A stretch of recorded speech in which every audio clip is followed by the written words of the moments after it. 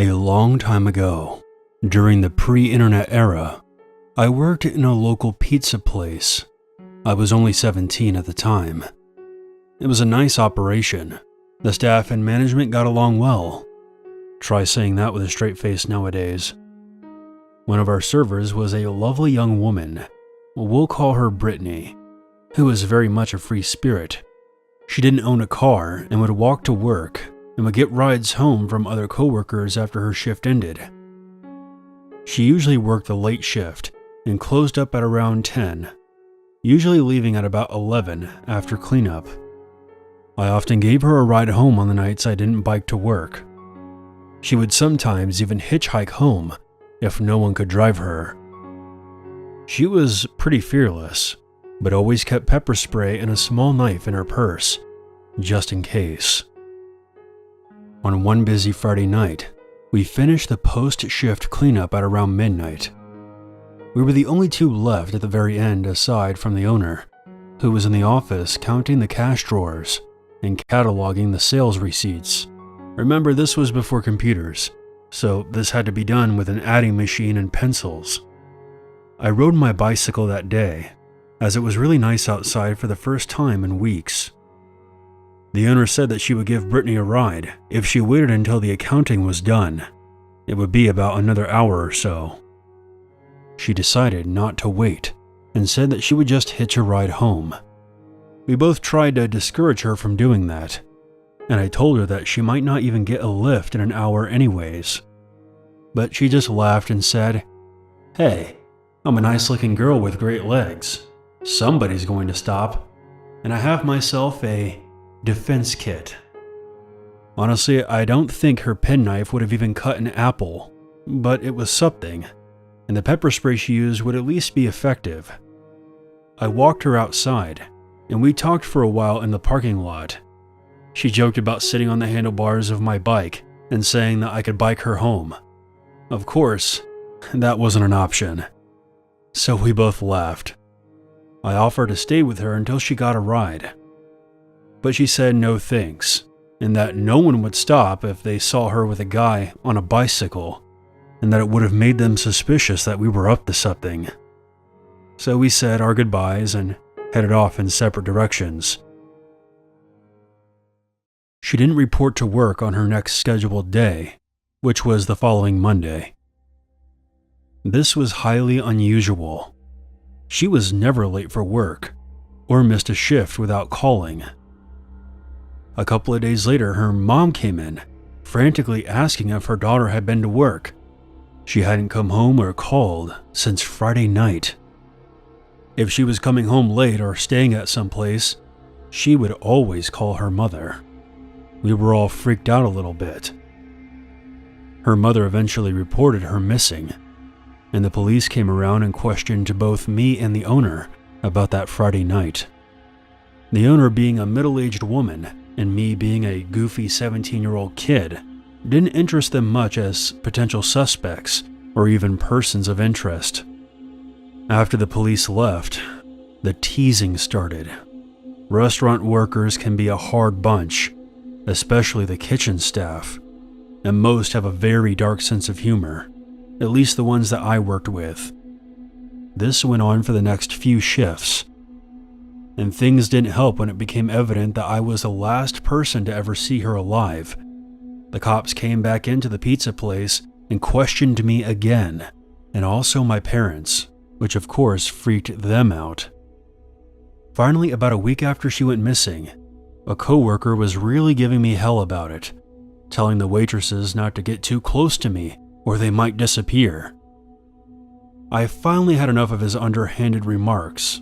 After he sarcastically asked me where I hid the body, I snapped back. "At the bottom of the f***ing lake. You want to join her?" Of course, everyone who overheard this went, "Ooh," and egged us both on. Being 17 and stupid, I said, "Yeah, I put her on the handlebars, rode out to the dam, and threw her off. Now shut up and leave me alone." That quieted everyone down. He ended up calling me a few names, and we eventually returned to our duties. Well, Brittany's body turned up in the reservoir. She had been sexually assaulted and stabbed to death. There was a reason her body wasn't discovered sooner, but I can no longer recall why. Needless to say, the cops got a whole lot more interested in me now, after that sarcastic tirade at the restaurant, where I unknowingly foretold almost the exact way her body was discovered. They had my parents bring me into the station, and I was questioned again, without an attorney present. Back then, unless an arrest was imminent, a juvenile could be questioned without one as long as a parent was there. As the dam was a good 20-mile drive from the restaurant, I was eliminated as a suspect.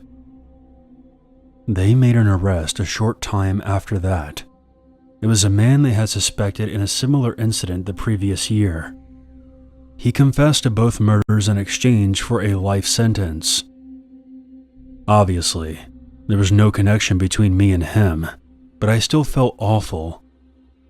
When I went to Brittany's memorial, I just sat in the back quietly. By that point, word had gotten around about my morbid joke that turned out to be true. I didn't attend the burial service. I didn't want to upset her family. A few years later, I got work at a gas station and had the misfortune of selling an arsonist the fuel he used to set his own house on fire. But that's a story for another time.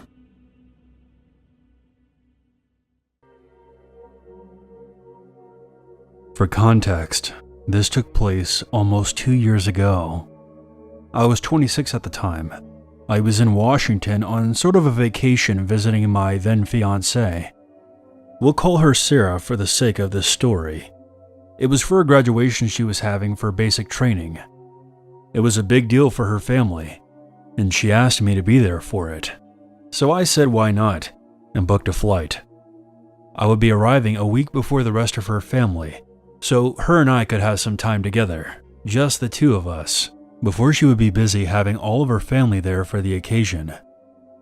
She stayed with me at my hotel during this time, and eventually we decided that we wanted to get out and explore some of the nearby historical sites that Washington has to offer. I had never been there, of course, so the idea piqued my interest. Once we arrived at our location, we spent about 4 hours walking around and seeing all of the sites, from the Lincoln Memorial to the Washington Monument, the Congress Building, and even the White House. It was a very fun and exciting experience for myself to see all of these places, as I had missed out going on a school trip in high school to visit them. Sarah at the time seemed to appreciate my interest in them, and we basically enjoyed ourselves. After we finally decided that we had had enough of walking around and were ready to go back to the hotel, we used the Uber app to call for a ride. We had used it before to arrive and had no issues, so we decided just to use it again for the ride back. Sarah made the request on her phone while I sat down under some shade and waited. I was pretty tired from all the walking we had done, and I could feel that I was ready to get back to the hotel for a nice long nap. Eventually, after about 10 minutes of waiting, a car pulled up in front of us. Sarah mentioned to me that this must be our Uber, as the place that they had stopped at was not a parking spot. I stood up and followed her to the car, where she opened the back door and stepped inside, asking the driver, "Hey, you're the Uber, right?" He gave a slight nod to her without saying anything, and I then followed her into the car, shutting the door behind me. Now looking back on this, I realize how dumb we were. We should have been asking for the driver's name and verified it on the app. I didn't have access to any of this myself, as Sarah was the one who had made the request on her phone, so none of these concerns occurred to me at the time. As we both sat in the back seat of the car, which was a gray-colored van, the driver didn't say a word. I found this a bit odd, as any other Uber driver we had had would at least greet me once and confirm my name and the address I was supposed to be driven to. But this guy? Nothing. The vehicle began moving without the driver acknowledging either of us. other than that brief nod he had given to Sarah. I did pick up on how weird it was, but I was tired, and I didn't really feel like trying to engage the man myself. I laid my head back and just closed my eyes. I then felt a tap on my arm from Sarah, after what felt like only 5 minutes into the ride. I opened my eyes and looked at her. She didn't speak to me. I could see the look on her face was one of worry, and it had me wondering what exactly she was concerned about. She then pointed to her phone, which was showing the route the Uber would take to drive us back to our hotel. It didn't take me long to realize that we were heading in the opposite direction. I could see the color in Sarah's face drain shortly after a notification popped up on her phone saying that our Uber had arrived, followed by a message from the driver asking where we were. The picture that popped up on Sarah's phone did not match the driver of the van. My heart sank into the pit of my stomach. I then knew that we had gotten ourselves into a situation I never thought that we would be in. I slowly looked back towards the driver, but I didn't say anything. I didn't know what this man's intentions were, or what he was capable of, and I honestly did not want to find out. I just knew at that moment that I had to get us both out of this van. I leaned forward and told the man that we had changed our minds and would be fine with being let out where we were. This was an attempt to get us out of the situation without alarming the man that we knew. He glanced at me through the rearview mirror, and the first actual acknowledgement of me since we had gotten into the vehicle. I caught his glance as he stared at me without saying a single word in what felt like minutes. It was probably only about 10 seconds. He didn't stop the van, and he didn't say anything in response to me, and just kept driving as if nothing had been said. My patience had run out, and I knew that whatever this man had in store for us wasn't good. I then did the only thing I could think of in that moment and reached into my pocket, pulling out my pocket knife I always carried on me. I flipped out the blade, and without wasting another second, I told the driver, "We know that you're not the Uber. I don't know what your plan is here, but I have a knife, and if you don't pull over right now, I'm going to stick it right in your temple." The driver's eyes quickly looked at me again in the rearview mirror, and I knew he could see me gripping the knife in my hand. He then quickly pulled the van over, and I heard the doors unlock. Sarah and I wasted no time getting out as fast as we could. The moment we were both outside, the man sped off.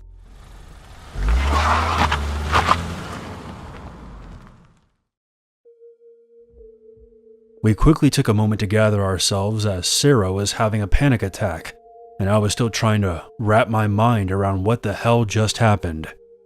Sarah quickly pulled out her phone and responded to our actual Uber driver and informed him of our location and asked if he wouldn't mind picking us up. The Uber driver arrived a few minutes later, and this time we made sure it was the right one. We told him everything that had happened. He then informed us of something that made the blood in my veins turn to ice. He told us that there had recently been multiple instances where people were posing as Uber drivers in that area, as it was easy to find many tourists around there who wouldn't think twice about getting into a car thinking that it was an Uber or a Lyft. The guy told us that we were very lucky to have gotten out of that. We made it back to the hotel without issue and quickly reported this incident to the local police. We gave the description of the unknown driver and the van he was driving. The police told us that they would call us with any further information, but we never heard back from them, so I'm assuming the man was never caught or found. That worries me because he could still be out there, doing this to somebody else. Again, I realized how stupid we both had been, and how we didn't verify the vehicle before getting into it. But let this be a reminder to everyone listening to do just that, and always make sure you're aware of your surroundings.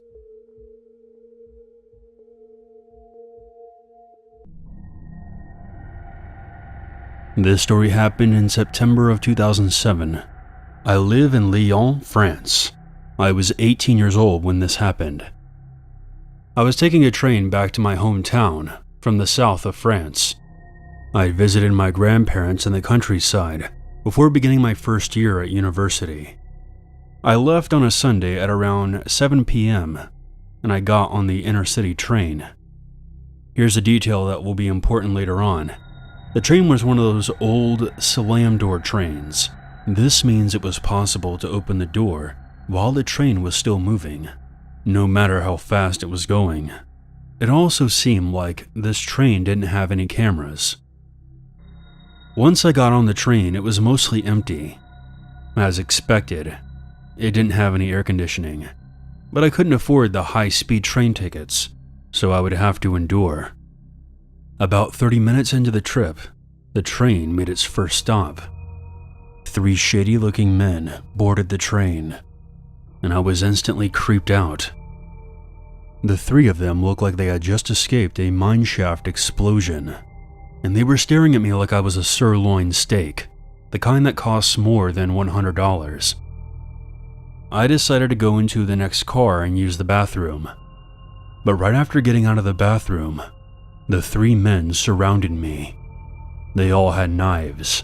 One of them then yelled at me, "Give us all your money or we're throwing your ass off the train." I froze in fear, and out of nowhere, one of them struck me in the back of the head, and then they dragged me to the door of the train. One of them opened the door and tried to kick me out while the train was still moving at high speed. Half of my body was out of the train, and I was trying hard to fight them off and prevent them from pushing me onto the gravel. I was screaming at the top of my lungs. I thought I was going to die. Suddenly the train began to slow down. All 3 of them forced me off the train, and I landed onto some grass next to the tracks.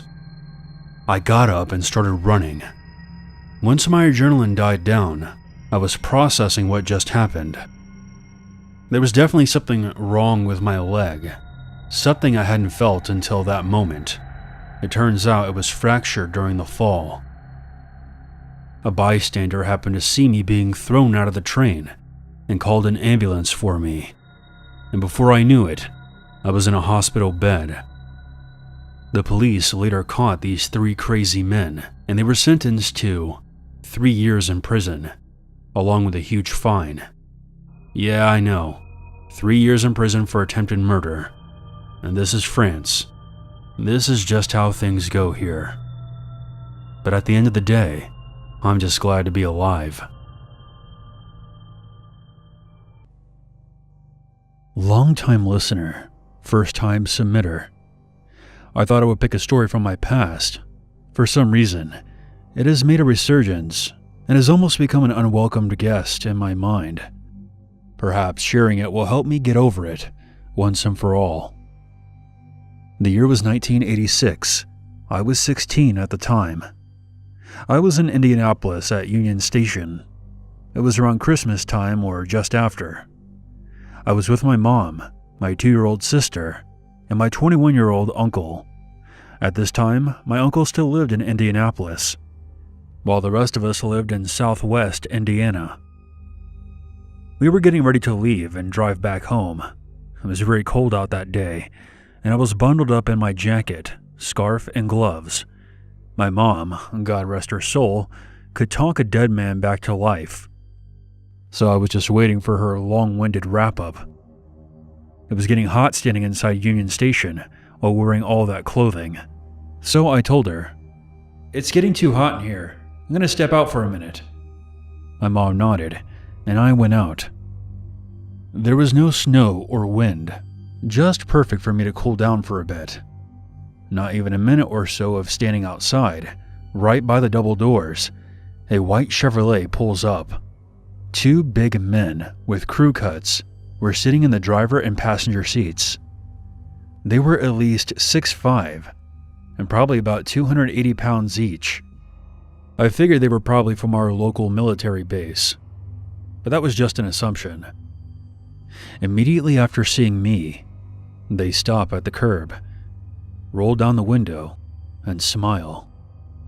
"Hey, come here. I want to talk to you," the passenger said. Bear in mind that I'm 16. If this were to happen to me today, things would be much different. But as a kid, I was very polite, almost to the point of being docile. I was always very apologetic when I thought I'd screwed up in some way. I looked up and I saw a streetlight above me. I looked back at them and started apologetically stating, "Oh, I'm sorry. This is not what it looks like." At that moment, it was more amusing to me. I hadn't really considered that I was in some kind of danger. They kept reiterating that they just wanted to talk to me, and I kept explaining to them that I'm not a street girl, and this is not what it looked like, and that I was sorry for giving the wrong impression. It didn't occur to me that they weren't listening to a word that I was saying. All of a sudden, the passenger gets out and starts moving toward me like a hungry dog staring at a T-bone steak. A switch went off in my head, and I was no longer apologetic or embarrassed. I was just pissed, and I yelled, "You don't have to get out of your car if you just want to talk to me. I can hear you just fine from here."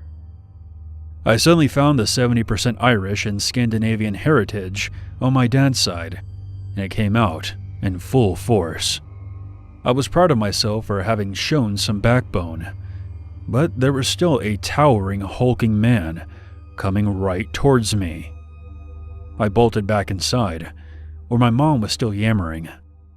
Upon seeing me, my mom and uncle were immediately alarmed. They hadn't seen the man get out of his car, but they could tell that I was frightened. I told them what happened, and my uncle asked, "What were they driving?" "A white Chevrolet." My mom then cut in, "Go get him!" My uncle bolted out of the door and down the street, chasing after the Chevrolet. "Get the hell out of the car, so I can bust out your teeth!" My mom was livid, but I could tell that my baby sister was getting upset, so I tried talking her down. My uncle came back in a few minutes later, winded and worn out. When he caught his breath, he said, "I almost caught up with them when they got to that traffic light at the end of the block, but they peeled out right before I got there." Welp, that put a major damper on our trip to Indianapolis. The moral of the story is, ladies and gents, don't allow your good manners to supersede your own safety. Who wants to die being polite?